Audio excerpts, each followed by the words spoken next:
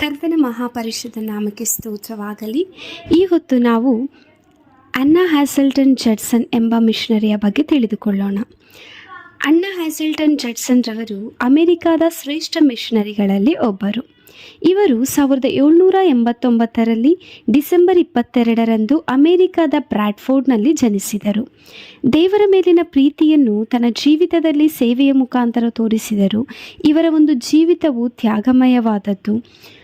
ಇವರು ಬ್ರಾಡ್ಫೋರ್ಡ್ನ ಅಕಾಡೆಮಿಗೆ ಹಾಜರಾಗಿ ಸ್ತ್ರೀ ಶಿಕ್ಷಣದ ಆಧುನಿಕ ಕಟ್ಟುಪಾಡುಗಳನ್ನು ಓದಿದರು.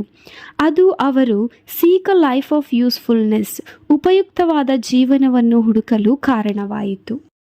1812ರಲ್ಲಿ ಅಡೋನಿರಾಮ್ ಜಡ್ಸನ್ ರವರನ್ನು ವಿವಾಹವಾದರು. ವಿವಾಹವಾದ 2 ತಿಂಗಳುಗಳಿಗೆ ಭಾರತದ ಕಲ್ಕತ್ತಾಗೆ ಮಿಷನರಿಯಾಗಿ ಬಂದು ನಂತರ ಸ್ವಲ್ಪ ಸಮಸ್ಯೆಗಳಿಂದ ತಿರುಗಿ ಅಮೆರಿಕ ಹೋಗಿ 1813ರಲ್ಲಿ ಬರ್ಮಾಕ್ಕೆ ಬಂದರು. ಬರ್ಮಾದಲ್ಲಿನ ಪರಿಸ್ಥಿತಿಗೆ ಹೇಗೆಂದರೆ ಸ್ತ್ರೀಯರು ಯಾವುದೇ ಹಕ್ಕುಗಳಿಲ್ಲದೆ ಇರುವುದು, ಹೆಣ್ಣು ಶಿಶುಗಳ ಹತ್ಯೆ, ಬಾಲ್ಯ ವಿವಾಹ, ಈ ಥರ ಪರಿಸ್ಥಿತಿಗಳನ್ನು ನೋಡಿ ಅಲ್ಲಿನ ಸ್ತ್ರೀಯರಿಗೆ ಸಹಾಯ ಮಾಡಬೇಕು, ಅವರನ್ನು ಕರ್ತನ ಕಡೆಗೆ ನಡೆಸಬೇಕು ಎಂಬ ಹಂಬಲದಿಂದ ಇದ್ದರು. ಬರ್ಮಾ ಭಾಷೆಯನ್ನು ಕಲಿತುಕೊಂಡರು. ಅವರು ಪ್ರಯಾಣಗಳಲ್ಲಿ ಮಕ್ಕಳನ್ನು ಕಳೆದುಕೊಂಡರು. ತನ್ನ ಗಂಡನನ್ನು 17 ತಿಂಗಳು ಸೆರೆಮನೆಯಲ್ಲಿ ಹಾಕಿದರು. ಅವನನ್ನು ಬಿಡಿಸಲು ಅನೇಕ ಪ್ರಯತ್ನಗಳನ್ನು ಮಾಡಿದರು. ಈ ರೀತಿಯಾಗಿ ಎಷ್ಟೋ ಸಮಸ್ಯೆಗಳು, ಕಷ್ಟಗಳು ಬಂದರೂ ಕರ್ತನ ಸೇವೆಯನ್ನು ಬಿಡಲಿಲ್ಲ. ತನ್ನ ದೇಶಕ್ಕೆ ಹಿಂದಿರುಗಬೇಕು ಎಂಬ ಆಲೋಚನೆ ಇಲ್ಲದೆ ಬರ್ಮೀಸ್ ಸ್ತ್ರೀಯರ ಏಳಿಗೆಗಾಗಿ ದುಡಿದರು. ತನ್ನ ಜೀವಿತದಲ್ಲಿ ಸುಖವಾಗಿ ಸಂತೋಷವಾಗಿ ಜೀವಿಸುವ ಎಲ್ಲ ಪರಿಸ್ಥಿತಿಗಳು ತನ್ನ ದೇಶದಲ್ಲಿ ಇದ್ದಾಗ್ಯೂ ಕರ್ತನ ಸೇವೆ ಮಾಡಬೇಕು ಎಂಬ ಹಂಬಲದಿಂದ ತ್ಯಾಗಪೂರ್ವಕವಾಗಿ ಸೇವೆ ಮಾಡಿದರು. ತನ್ನ ಯೌವನ ಆಶೆಗಳಿಗೆ ಒಳಗಾಗಿ ಅದರಲ್ಲಿ ಸಂತೋಷ ಪಡಬೇಕು ಎಂಬ ಆಲೋಚನೆಗಳಿಲ್ಲದೆ ಕರ್ತನಿಗಾಗಿ ನಿಂತುಕೊಂಡರು.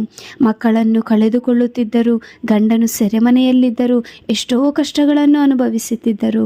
ಕರ್ತನಿಗಾಗಿ ಸೇವೆ ಮಾಡಬೇಕು, ಅನೇಕ ಆತ್ಮಗಳನ್ನು ಗೆಲ್ಲಬೇಕು ಎಂಬ ತೀರ್ಮಾನವನ್ನು ತನ್ನ ಜೀವಿತದಲ್ಲಿ ತೆಗೆದುಕೊಂಡರು. ಪ್ರಿಯ ಸ್ನೇಹಿತರೆ, ಈ ಹೊತ್ತು ನಾವು ಕರ್ತನಿಗಾಗಿ ನಮ್ಮ ಜೀವಿತವನ್ನು ಅರ್ಪಿಸುತ್ತಿದ್ದೇವಾ? ಇಲ್ಲವಾದರೆ ಈ ಜೀವಿತವನ್ನು ಲೋಕದ ಆಶೆಗಳಲ್ಲಿ ಕಳೆಯುತ್ತಿದ್ದೇವಾ?